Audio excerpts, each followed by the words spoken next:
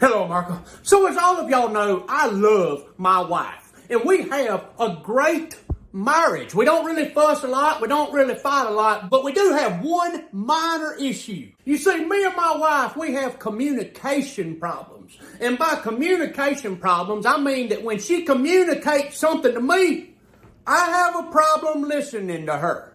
Now, she says that this happens multiple times a week, even sometimes multiple times a day, where she will be looking at me.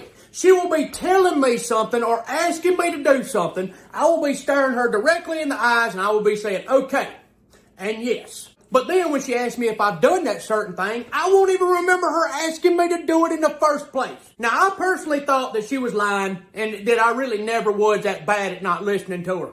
Until the other day, when I proved that I really do not listen. She walked in the house with these 3 air dusters in a grocery bag. Now, she says that she walked up to me with this here bag of air dusters and said, the whole house is dusty. Will you please use these air dusters and blow the dust out of all them nooks and crannies and then sweep it up? And she says that I looked at her and said, yes, I will do that. Now, she says, after she told me to do this, she took them air dusters there and put them down in the cabinet, out of visual range. I guess so our 5-year-old son wouldn't be making whippets with it or something. But anyway, 30 minutes later, she takes off to town. And I think to myself, you know what, I'm going to be a good husband. And I'm going to go and blow the dust out of all these places like she asked, and I'm going to clean it up so she'll be happy when she gets home. But then I thought to myself, well, what am I going to use to blow the dust out of these places? Then a light bulb popped up in my noggin. And I said to myself, well, I got something that'll surely blow the dust out of all these nooks and crannies. So I went out to my shop and I got my high-powered leaf blower. And I came in the house and I crunk this bad boy up. And I started blowing everything everywhere.